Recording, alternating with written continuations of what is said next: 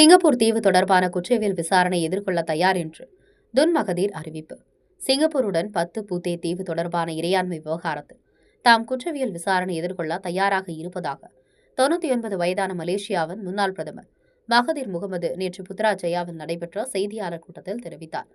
10 பூத்தே Malaysia குறிப்பிடும் தீவு மீது சிங்கப்பூருக்கு அரசுரிமை இருப்பதாக அனைத்துலக நீதிமன்றம் வழங்கிய தீர்ப்பை மேல்முறையீடு செய்யும் முயற்சிகளை அவர் கைவிட முடிவு செய்ததாக கண்டுபிடிக்கப்பட்டதைத் தொடர்ந்து மகதீருக்கு எதிராக காவல்துறை அறிக்கை தாக்கல் செய்ய அரசாணைக்குழு ஒருவர் பரிந்துரைத்தார்.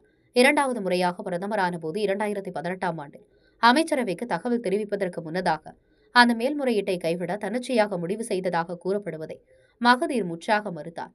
10 பூத்தே தொடர்பான முடிவு அந்த நேரத்தில் அமைச்சரவையில் கூட்டாக எடுக்கப்பட்டது என்பதையும் மகதீர் மீண்டும் உறுதிப்படுத்தினார். இது அரசியல் நோக்கம் கொண்ட ஒரு நடவடிக்கையாகும் என்று மகதீர் கூறினார். அதேவேளையில் பிரதமர் அன்வார் இப்ராஹிம் இந்த விசாரணைகளில் தாம் தலையிடவில்லை என்று கூறியுள்ளார் என்பது குறிப்பிடத்தக்கது. கல்வி, பொருளாதாரம், சமூகத்தொண்டு, அரசியல், சினிமா, இலக்கியம், ஆன்மீகம் உள்ளிட்ட சுவாரஸ்யமான உலக நிகழ்வுகளை, தகவல்களை தெரிந்து கொள்ள உங்கள் வர்த்தக நண்பன் சேனலை மறக்காம சப்ஸ்கிரைப் பண்ணுங்க. மேலும் லைக் பண்ணுங்க, ஷேர் பண்ணுங்க.